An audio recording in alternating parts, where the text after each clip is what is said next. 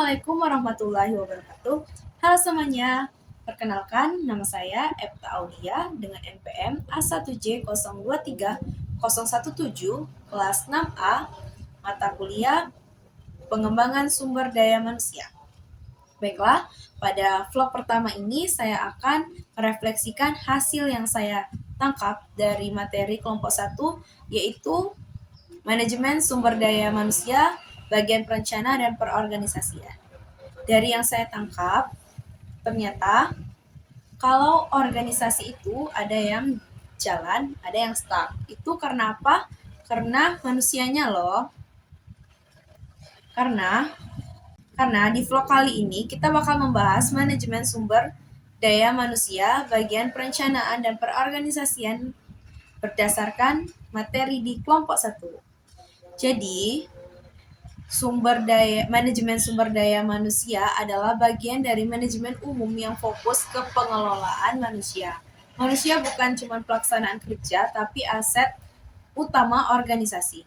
Ada juga yang menyebut manajemen sumber daya manusia sebagai manajemen personalia. Di dalamnya ada perencanaan, perorganisasian, pengadaan, sampai memutuskan hubungan kerja. Dan yang penting, manajemen sumber daya manusia itu mempengaruhi kinerja, kepuasan kerja, dan efektivitas organisasinya. Sekarang kita masuk ke bagian inti, yaitu perencanaan sumber daya manusia. Itu merupakan sebuah proses yang sistematis buat mastiin kita punya tenaga kerja yang sesuai dengan kebutuhan organisasi. Gak cuma soal jumlah, tetapi juga kompetensi dan motivasi. Dengan perencanaan yang baik, organisasi bisa antisipasi kebutuhan masa depan dan dihindari masalah ketenagarjaan.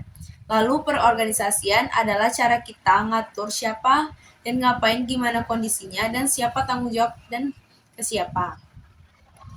Siapa aja sih yang terlibat dalam Departemen Sumber Daya Manusia sebagai pihak utama, lalu manajemen puncak yang ditentukan oleh visi misi, manajer lini yang implementasi di lapangan, karya sebagai pelaksana, dan pihak eksternal kayak pemerintah atau serikat pekerja. Untuk waktunya ada jangka pendek, kurang lebih 1 tahun buat operasional harian, jangka menengah dari 1 sampai 5 tahun buat pengembangan, dan jangka panjang buat berkelanjutan organisasi kayak sukensi kepemimpinannya. Dan penerapannya ada di struktur organisasi, mulai dari jabatan, tanggung jawab, dan aktivitas sehari-hari, atau jadwal kerja atau pembagian tugas.